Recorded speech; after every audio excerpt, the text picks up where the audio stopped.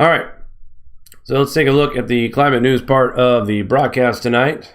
Brought to you by the Grand Solar Minimum Channel. Just kidding. Climate politics abroad are turning decidedly skeptical.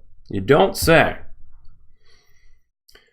So I read this a little bit, not a lot, but the bottom line of this article is that we are starting to see a little bit more skepticism on man-made global warming. And we talked about in this article about France and their yellow vest and how they took to the streets and demanded, a relaxation on carbon tax. That's how all this started. And 4 weeks into the protest, the president of France dropped the climate part of the bill that was going to raise taxes. Now, there's obviously other problems in France than just the carbon tax, but that was the main thing. The cost of living in France is just through the roof. It's reportedly that more people in their mid-30s and lower 40s are moving back in with their parents because they can't afford to live off the wages they have, and the cost of energy today is through the roof. As you know, a lot of these countries take part in these, like the Paris Climate Agreement, for instance.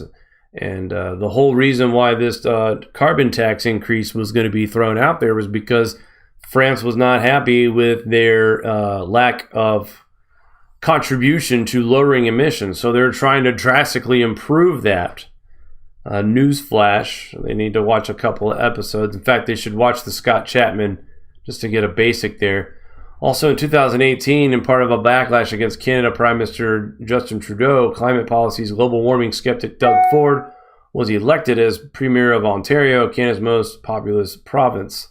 Ford announced he would end energy tax imposed by Ontario's previous Premier and would join Saskatchewan's Premier in legal fight against Trudeau in the federal carbon tax.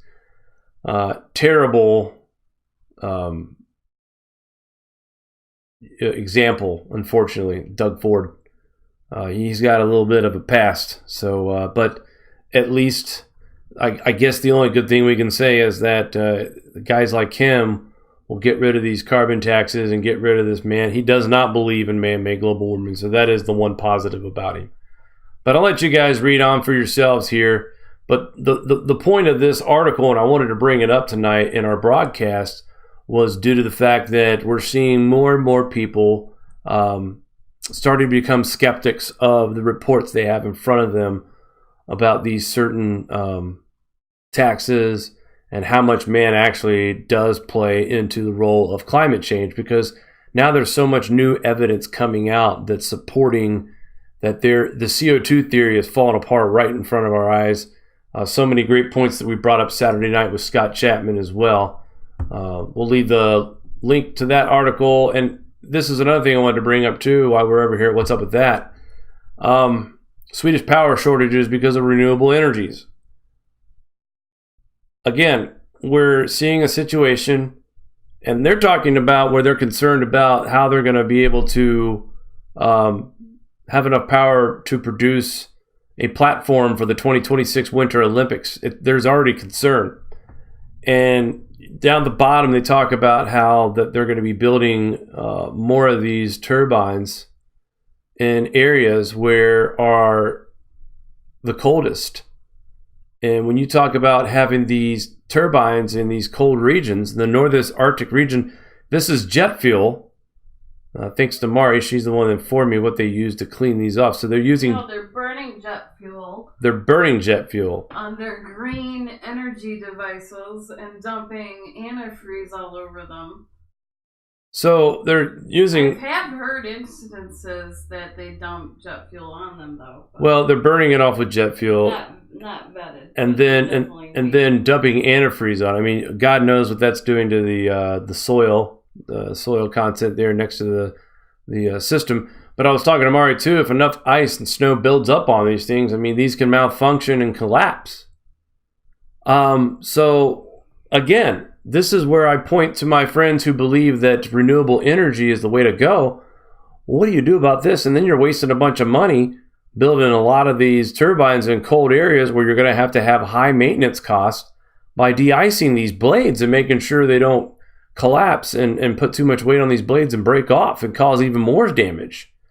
So to me, this looks like a money pit, if you ask me. And, to give what it gives back in return in energy, it is not worth the price tag nor the maintenance that they're doing. And yeah, they're going to have tons of power shortages if they keep relying on this kind of renewable energy. That's for sure. Moving right along here. Oh yeah.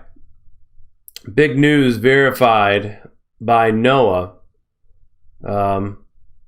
We've talked about this before.